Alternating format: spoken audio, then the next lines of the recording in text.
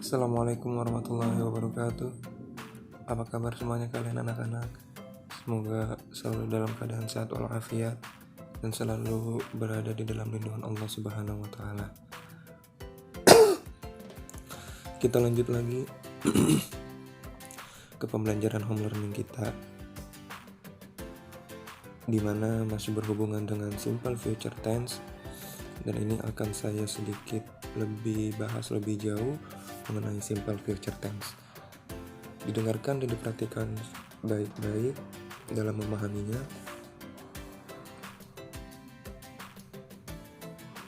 Oke.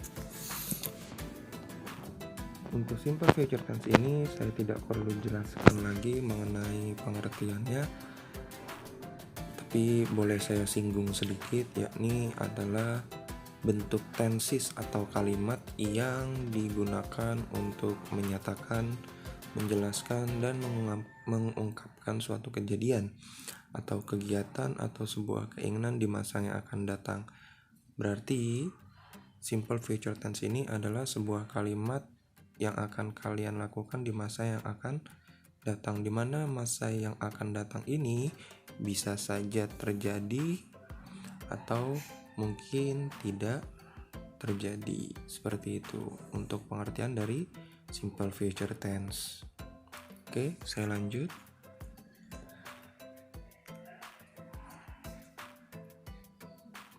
Nah, ini fungsi dari simple future tense. Boleh kalian screenshot atau boleh kalian dengarkan baik-baik. Yang pertama, fungsinya ini untuk mengajukan permohonan atau permintaan, yakni penjelasannya ialah biasanya kalimat tersebut atau fungsi tersebut digunakan dalam bentuk pertanyaan. Dalam bentuk pertanyaan misalkan, akankah kamu mau membantu saya, dan segala macam halnya. Itu fungsi yang pertama.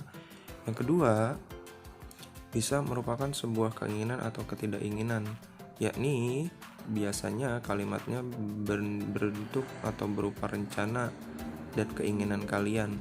Kalau anak muda zaman sekarang atau kakak-kakak kalian sekarang bilangnya BM, banyak mau, saya lagi pengen ini nih, saya lagi mau itu, segala macam.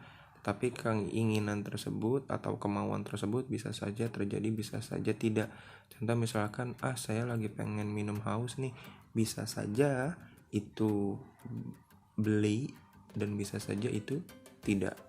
Lanjut, yang ketiga, untuk membuat perjanjian atau janji. Biasanya bentuk kalimatnya sudah dipastikan akan menghadiri. Oke. Bisa saja hadir dalam undangan tersebut atau bisa juga tidak, tapi yang namanya membuat janji pasti itu ditepati. Oke. Untuk selanjutnya, yang terakhir, fungsi dari simple future tense untuk menunjukkan fakta yang umum. Bentuk kalimatnya berupa fakta-fakta yang sudah dipastikan kebenarannya dan tidak mungkin salah. Contoh misalkan, matahari akan terbit dari timur besok pagi, misalkan seperti itu. Oke, saya lanjut penjelasannya.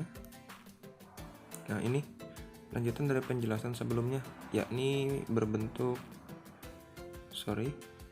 itu maksudnya ini adalah contohnya. Contoh yang pertama, ini kan merupakan sebuah membantu ya, mengizinkan untuk meminta pertolongan. Ini bentuk kalimatnya seperti ini dengan menggunakan simple future tense, will you help me?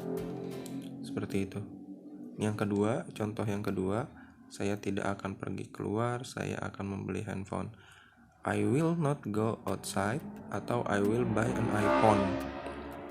Maksudnya di sini adalah bisa saja yang ini bisa saja terjadi, bisa benar membeli iPhone, bisa juga tidak. Tapi yang ini juga bisa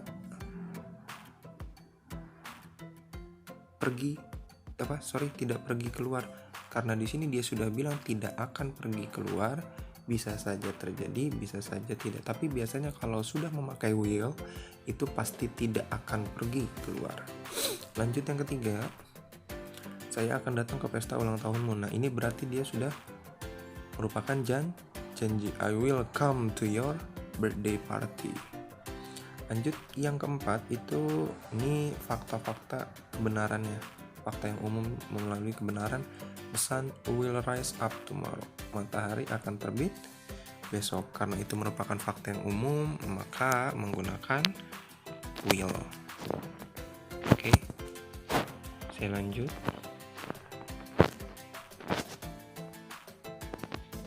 Berdasarkan tugas dan penjelasan yang saya berikan minggu lalu, saya rasa tidak perlu lagi untuk menjelaskan tentang will atau simple future tense. Saya akan langsung bahas tentang apa. Nah, mungkin ini akan saya bahas sedikit. Yang wajib kalian garis bawahi, kalau dia menggunakan will, yakni simple future tense, ingat dia wajib pakai verb 1 atau verb pertama atau bentuk kata kerja pertama. Itu jangan sampai kalian lupa, karena di kelas 5 itu saya sudah bahas. Nah, ini saya hanya menekankan saja. Ingat, kalau kalian membuat kalimat dalam bentuk simple future tense, dia harus memakai will dan kata kerja bentuk pertama atau verb 1. Itu wajib kalian ingat, jangan sampai lupa. Karena ketika nanti diberikan soal dan segala macam halnya tidak boleh melihat catatan, makanya wajib kalian ingat. Oke, saya lanjut. Nah, ini yang akan kita bahas adalah will be. Apa sih Pak will be itu? Kita lanjut ke pembahasan selanjutnya tentang will be. Sebuah bentuk dalam kalimat simple future tense. Will be itu adalah bentuk kalimat dari simple future tense juga, tetapi mempunyai perbedaan dengan will. Yang membedakan antara will dan will be adalah bentuk, rumus, formula, dan bentuk dalam pembuatan kalimatnya. Nah, ini wajib kalian garis bawahi adalah ketika kalian membuat kalimat will dan will be, ini mempunyai pembuatan bentuk kalimat yang berbeda. Karena bentuk pembuatan kalimatnya berbeda, maka rumusnya pun atau formulanya pun berbeda. Ingat, antara will dan will be itu berbeda, maka rumus dan bentuk pembuatan kalimatnya juga berbeda. Saya lanjut. Will be ini bisa termasuk ke dalam fungsi kedua yang B, yakni menunjukkan keinginan. Maksudnya keinginan di sini adalah kalian ingin menjadi apa pada suatu hari. Maksudnya di sini adalah fungsi kedua yang tadi saya bahas yang B. Itu kalian lagi, itu merupakan keinginan atau ketidakinginan. Tersebut bisa menjadi berupa cita-cita atau keinginan kalian di masa yang akan datang, menjadi apa atau seperti apa. Seperti itu. Saya lanjut. Nah, ini rumus formulanya antara will dan will be. Untuk untuk rumus ini saya tidak perlu bahas lagi karena saya sudah pernah bahas. Tinggal kalian catat lagi aja. Kalau di buku kelas 5-nya kalian tidak ada. Silakan dibahas. Nah, yang will be ini adalah subject plus will atau shall plus be plus profesi atau adjektif. Saya hapus sebentar. Kalau will yang ini, dia membutuhkannya kata kerja bentuk pertama, berbentuk kata kerja. Sedangkan will be di sini, dia menggunakannya itu bentuknya profesi adjektif. Bisa bentuknya profesi, bisa bentuknya adjektif. Ini yang membedakan antara will dan will be. Kalau will pakainya kata kerja bentuk pertama, kalau will be pakainya profesi atau adjektif. Ini silahkan dicatat, saya tidak perlu jelaskan. Kenapa? Karena yang wajib kalian pahami dan kalian ingat dan saya garis bawahi adalah ini, antara will dan will be. Perbedaannya di sini.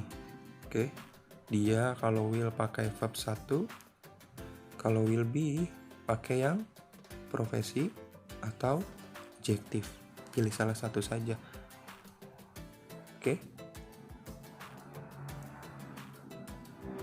Nah, ini contoh kalimatnya. I will be a doctor. Will be di sini bukan artinya akan.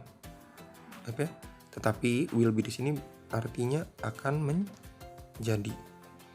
Saya akan menjadi dokter. Itu sebuah cita-cita kalian.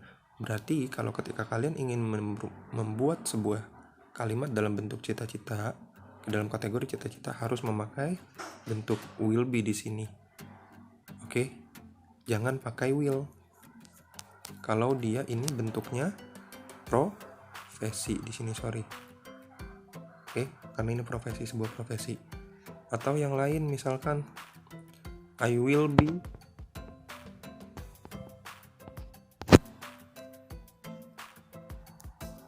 a smart student.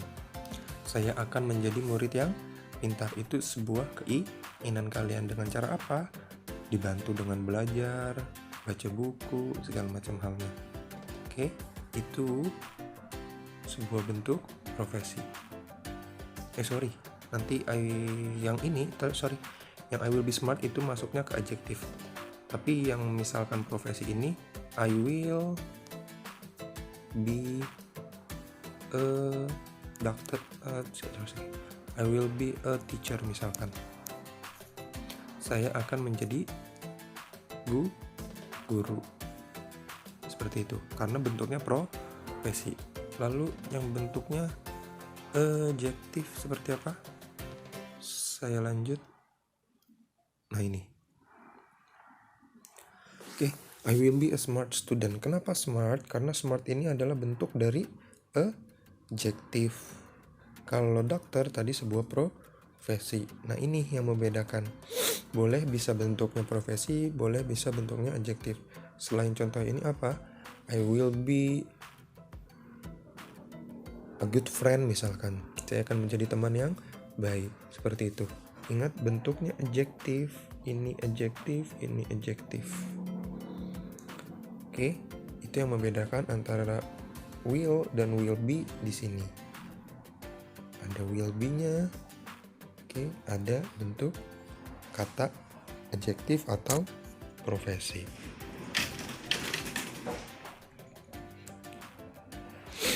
Ya, saya rasa cukup itu penjelasannya. Ini tugasnya. Oke, tugasnya adalah silakan kalian buat 10 kalimat dalam bentuk will dan 10 kalimat dalam bentuk will be. Oke, mungkin saya kurangi menjadi bentuk will-nya ini 5, will be-nya juga 5, nggak usah 10, jangan banyak-banyak. Oke, boleh bentuknya positif, boleh bentuknya negatif, boleh bentuknya interrogatif, sesuai dengan ide kalian masing-masing. Jangan mencontek apalagi ngirim jawaban kalian dengan screenshot ke teman kalian segala macam. Oke, karena semuanya akan saya cross check lagi ketika dalam ulangan nanti yang akan saya berikan. Kalau misalkan kalian benar-benar memahami, berarti kalian benar-benar belajar. Tapi kalau kalian hasilnya hampir sama dengan jawaban teman kalian, ya mohon maaf, nilainya ya seadanya.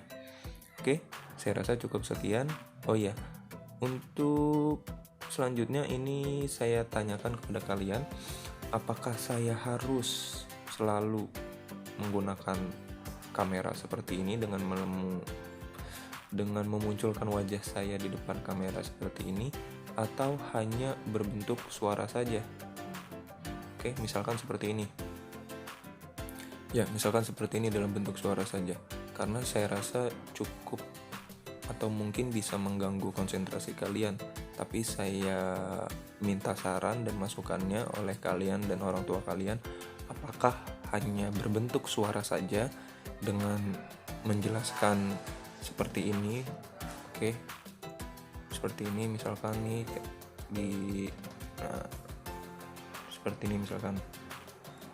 Ini berbentuk suara saja, atau seperti yang tadi berbentuk ada muka dan wajah saya di kamera sebelah sini. Oke, silahkan dikomentari atau bisa japri saya yang mana yang kalian pilih, apakah dengan menggunakan wajah atau tidak menggunakan wajah, hanya dengan suara saja. Silahkan komentar dan japri saya. Cukup sekian pembahasan kita dan tugasnya kali ini. Jangan lupa selalu cuci tangan dan menggunakan masker dan mengikuti protokol kesehatan yang sudah dijelaskan oleh pemerintah. Cukup sekian pertemuan kita kali ini, kurang lebihnya mohon maaf. Wabillahi taufiq wal hidayah. Wassalamualaikum warahmatullahi wabarakatuh.